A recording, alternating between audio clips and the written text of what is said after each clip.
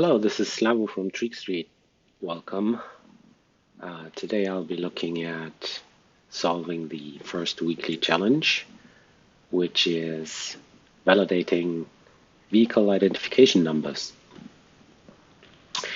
And I've downloaded the challenge file. Let's just look at the identification numbers that are coming through our stream. This is the list of numbers that we need to validate. And how do we do this? Well, first, let's look up the algorithm. The wiki entry for this is we have our identification number. We have to map or transliterate every single letter in that number to a digit. Some number between 1 and 9, or 0 and 9. And the digits transliterate to themselves. So if you have the letter 1, it becomes the number 1. And if you have alphabetical characters, this table up here shows us what the number should be. So once we did that translation, we have a list of values for our identification number. The next thing that happens is a multiplication. And the multiplication is happening with fixed factors depending on the position of the digit. So the weights, as they're called, they're fixed. So there's a fixed list of numbers. And so the first number is going to be multiplied with 8, the second is going to be multiplied with 7, etc. The ninth position holds the check digit that we have to validate. So this is not part of the calculation. This is why the factor here is 0. 0 times whatever this is will simply not be playing a role in the number that we get. It cancels out to 0. And so we continue until we multiplied everything. So we end up with a list of products. And what happens next is relatively simple. We sum up all the products, divide by 11, and look at the remainder. If the remainder is anything between 0 and 9, then this is the digit that is supposed to be in the check digit space. And if it happens to be 10, then the check digit is supposed to be an X. And if that is the case, if the after dividing by 11 and determining the check digit that should be in place, if that matches what is actually in place, then the number is syntactically correct. Otherwise, there's likely to be some typo, something in there. All right, let's do this. So the first thing we need to do is we need to get this transliteration in. I'm going to use a calculator step to practically do all of the calculations that we need for validation. Let me rearrange my windows so we have some space. And the first thing we need to do is we need to map every single letter we have in our VINs to one of the digits as per this table. So let's do this. The first thing maybe we need to do is we need to split our VINs into individual letters. This should be relatively straightforward. Well, the first thing I want to do is actually I want to use one of these VINs and use them as a constant. Let's call it the test subject, and then I'll define a subject variable. And that will just point to our test subject. So whenever I evaluate something, I will have a test value to work with, and I don't need to run the actual flow in order to see what my calculations do. I have a test subject right here. So the first thing I want to do is I want to split up, let's call them digits, maybe letters. I want to split up our subject to be a list, and in the TweakFlow language, the expression language that we're using here, whenever you cast a string to a list with the as operator, you get the individual letters. So we now have, instead of a string, we have a list of characters, a list of one-letter strings. So that's good. It's the first thing we need to do. Now we need to map each of these to a value. So if it happens to be an A, we need to make it a 1, and if it happens to be a K, it needs to be a 2, etc. So instead of a list like this, which we have right now, we need a list of the mapped values. And in order to do that, I'm going to define a little function that does the mapping. I'm going to call it a mapper. It's going to be a function. I'm going to define this function in a straightforward way.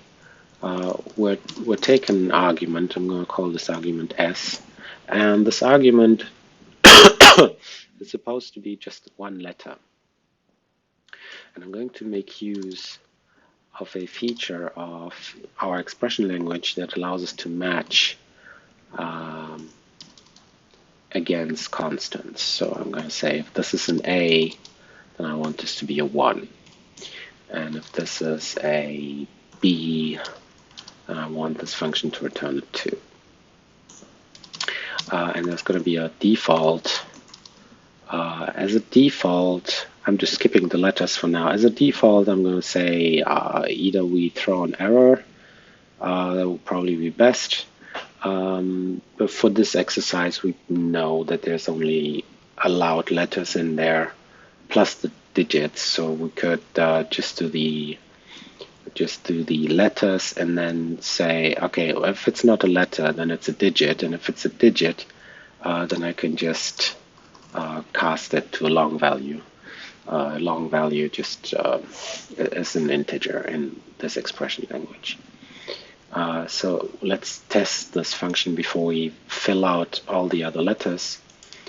I'm going to make a test, and I'm going to say I want to call the mapper with A, and see what we get. We get a 1, and if I call it with B, I'm going to get a 2, and if I call it with 7, should give me a 7 as a number. Wonderful. So let's go ahead and fill out the rest.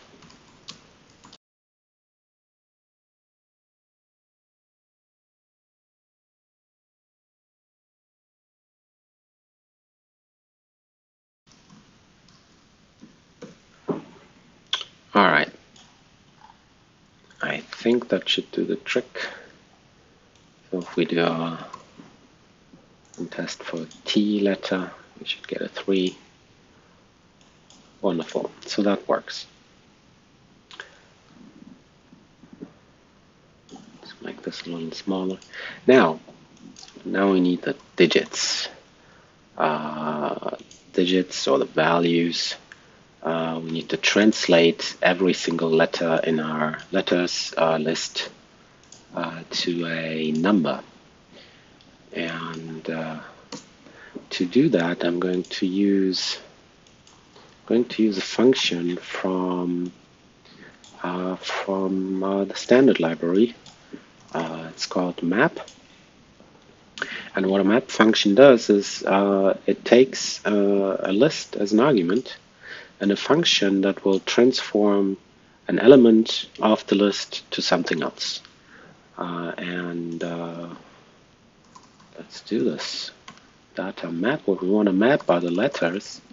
And the function we want to use to transform each of the letters is our mapper function. And so when we preview here, we should get our digits.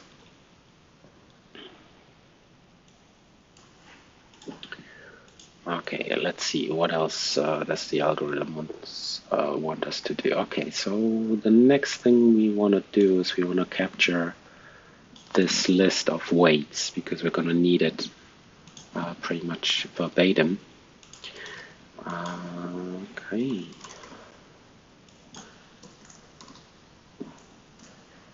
Gonna need that list. Come on.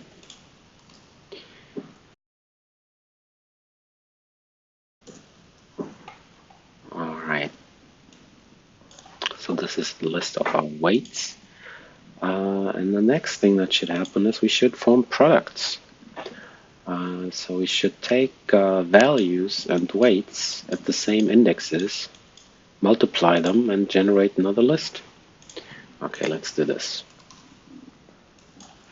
Products. What can we do here? Well, we can again use mapper, and we want to iterate over our digits and transform them. And if we provide a second argument to the mapper function, the index of the element that we're transforming will be put in there. So what we can do is we can take the digit that we have, which will be the x if we're transforming with digits, and multiply it with the weight at the same index. And that should give us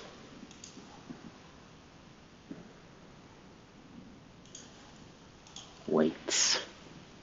And that should give us our numbers. As expected, the place where the check digit would be is zeroed out. All right. What we need to do next is we need to sum everything, all of the numbers in the products array. We need to sum them up. So that's going to be another long number. And let's do this. So one way of doing this is to call the data reduce function.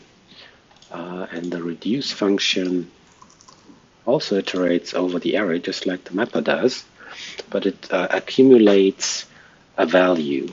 And the way this works is you provide the list you want to iterate over, you provide an initial value for your accumulation, and a function which accepts the currently accumulated value plus the next element that needs to go into the accumulator, and you return the newly accumulated value. So if we want to sum up something, we can just use this example. We pass the list, we start with 0, and we provide a function that says currently accumulated value plus whatever we're iterating over is the next accumulated value, and the reducer just does the iteration for us, so we get the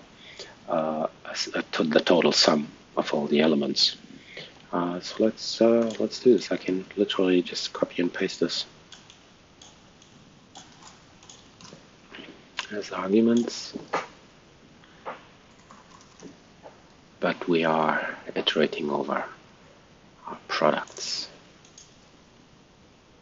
330. Okay, great. All right, so what we have is our sum. We now need to divide by 11 and take the remainder. Let's do this. The remainder will be a long value, and it's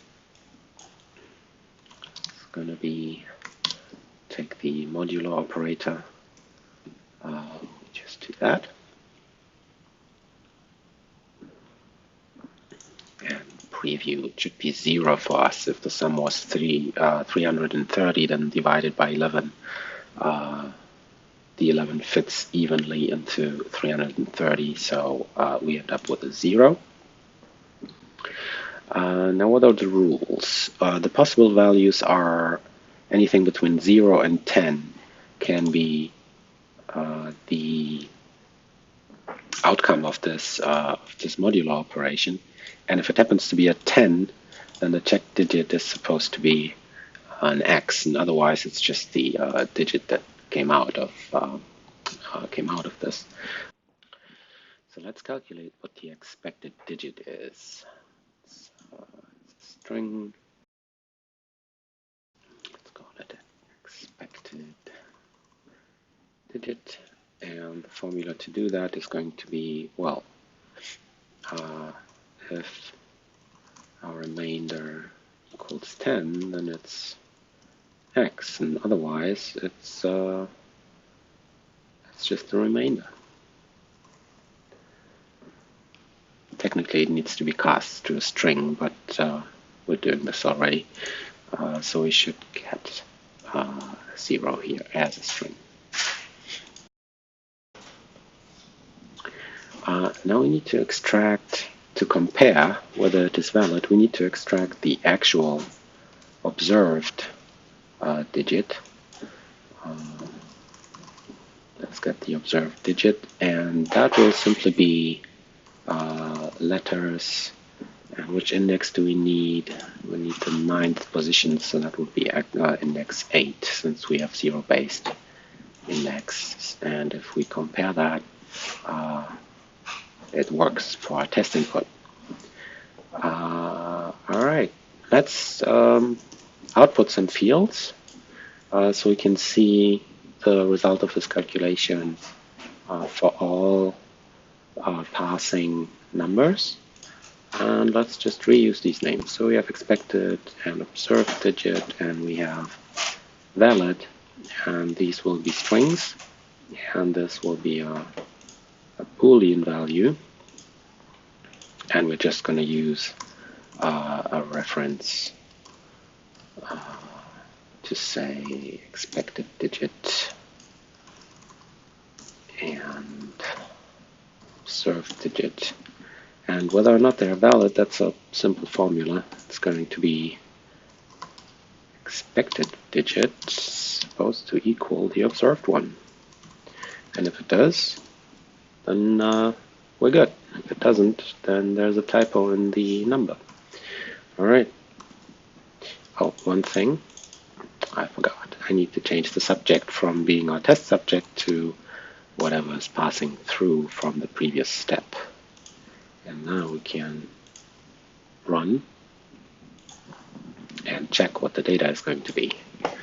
So this is a VIN, this is the expected digit and the observed one, and we have our first discrepancy here where we expect a 9 but we get a 0, so this one's invalid. Similarly here we see a 5 where it's supposed to be a 1, and again here expecting a 6 but we're getting a 1. So this is it. This is how you can use the calculator step and some formulas to step-by-step do this verification, and it's my pleasure to show it to you. Thank you.